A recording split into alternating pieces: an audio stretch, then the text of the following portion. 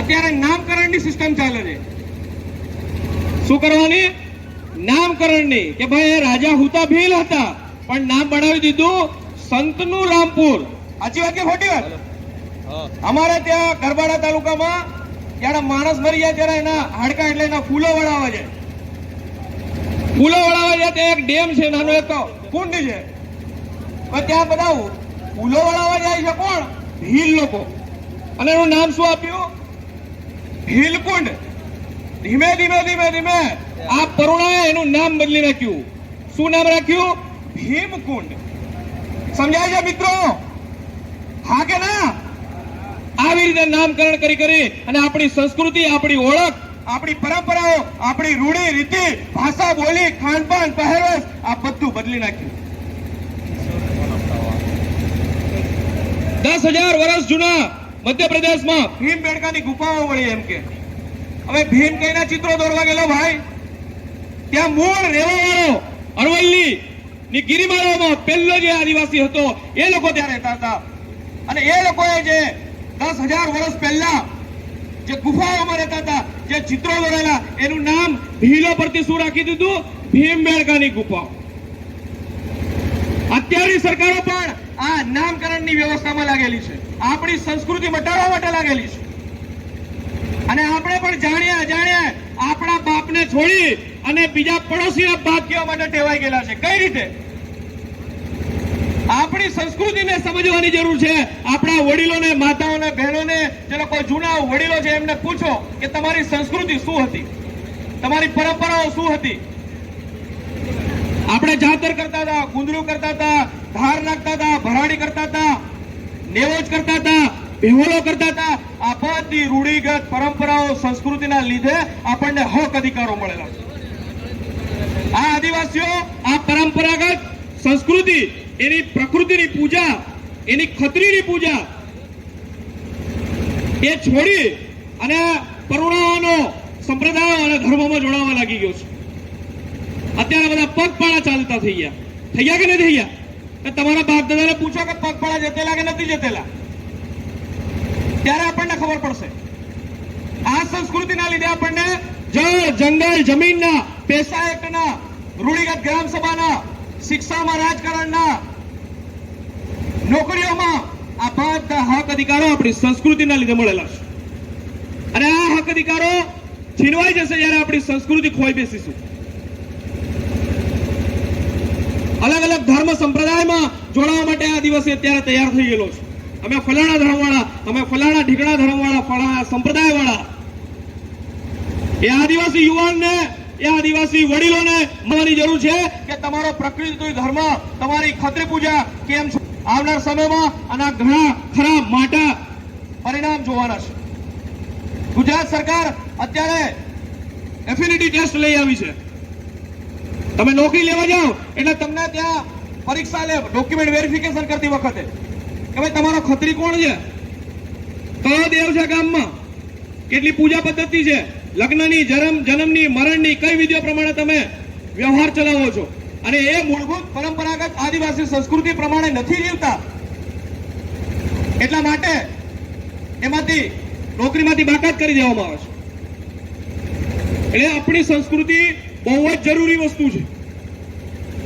આ દેશ પર ભગવાન નતો પેદા થયો અને ભગવાનના બાપ પણ નતો પેદા થયો. એના પહેલાથી જે રહેવાનો છે એ આદિવાસી છે અને એની સંસ્કૃતિ આપણે બચાવવાની છે. અને એ સંસ્કૃતિ જે દિવસે ભૂલી જઈશું તે દિવસે આદિવાસીઓના જળ, જંગલ, જમીનના, નોકરીઓના, શિક્ષણના, રાજકારણના આ બધા અધિકારો જતા રહેશે.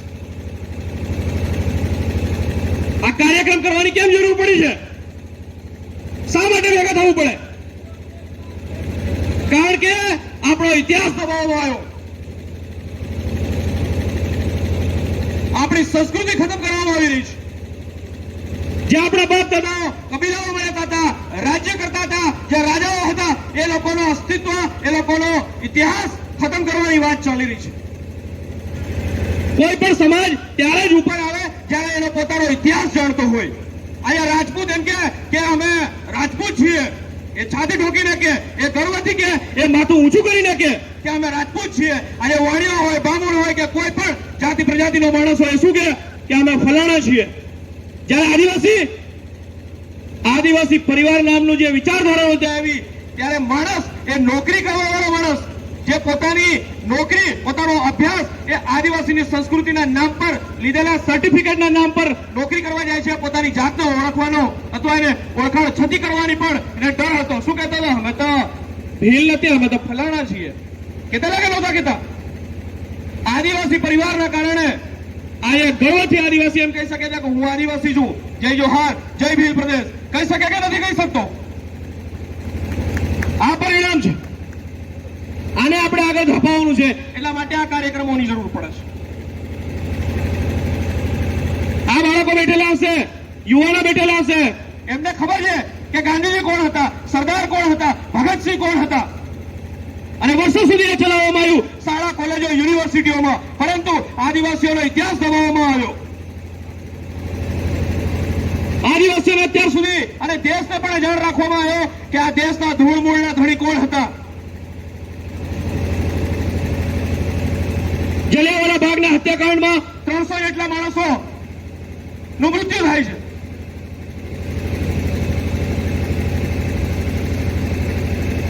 જલિયાવાલા બાગ એ પંજાબમાં આવેલો છે. 300 માણસોનું ત્યાં મૃત્યુ થાય છે.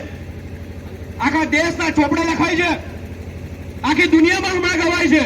પણ આદિવાસીઓ માનગઢની ટેકરીઓમાં 1507 આદિવાસીઓ શહીદી વહોરે છે, ખૂનની નદીઓ વહાવી દે છે. ત્યાં સુધી સરકાર અને વ્યવસ્થા એના પર લખવા તૈયાર નથી, એને ઇતિહાસમાં સ્થાન નથી મળતું.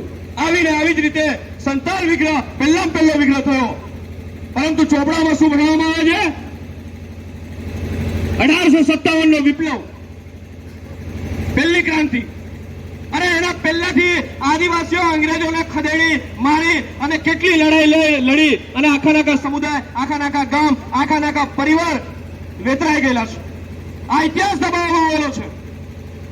એ ઇતિહાસ ક્રાંતિકારીઓનો હોય, એ ઇતિહાસ આદિવાસી સરદારોનો હોય, કે ઇતિહાસ આદિવાસી રાજાઓનો હોય. 2011 સુપ્રીમ કોર્ટના ચુકાદામાં બ્રાહ્મણ જજ એવું બેસીને કહે છે કે આ દેશના મૂળ માલિકો આદિવાસી છે. આ ઇતિહાસ દબાવવામાં આવે છે. વનવાસી, ગિરિજનો, ફલાણા, ઢીકણા આવા અલગ અલગ નામ આપી અને આપણી ઓળખ ખતમ કરવામાં આવી રહી છે. માલિક જે છે એ મજૂર થઈ ગયેલો છે. પોટલા લઈને જઈએ છે કે નથી જતા? ક્યાં જાય છે? ગુજરાતમાં. તો આ શું છે? ગુજરાત નથી? આ ગુજરાત નથી. કારણ કે ગુજરાતની સરકારને વ્યવસ્થા અને ગુજરાત ગણતી નથી. એટલે આઝાદીના 75 વર્ષ પૂર્ણ થયા હોય, આઝાદીનો અમૃત મહોત્સવ ચાલતો હોય, ત્યારે આદિવાસીઓને રોડ, પાણી, વીજળી, શિક્ષણ, સ્વાસ્થ્ય માટેની પણ સુવિધાઓ ના મળતી હોય તો એ ગુજરાતમાં નથી એવું આપણે 100% કહી શકીએ. આખા ભારતમાં સૌથી વિકસિત કોઈ રાજ્ય હોય તો એ ગુજરાત છે.